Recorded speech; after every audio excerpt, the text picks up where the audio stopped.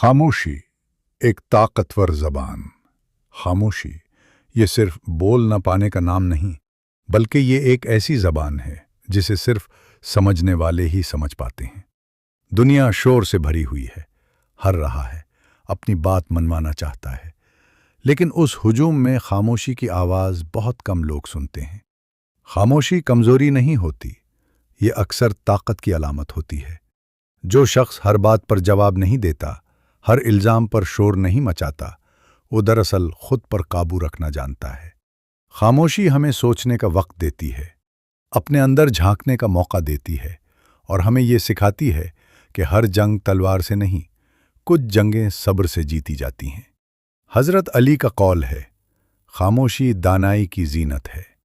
बाज़ औक़ात खामोश रहना हज़ार अल्फाज बोलने से ज़्यादा मौसर होता है, क्योंकि अल्फाज ज़ख्म दे सकते हैं, लेकिन खामोशी अक्सर ज़ख्मों को भर देती है।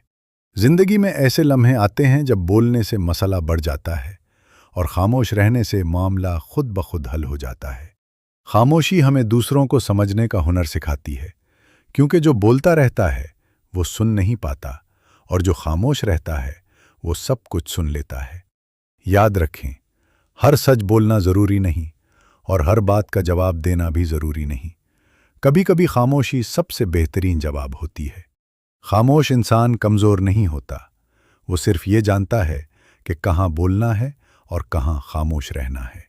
अगर कोई आपको गलत समझे और आप सच पर हों तो शोर मत करें, वक्त खुद बोलेगा, क्योंकि वक्त की ज़बान सबसे सच्ची होती है।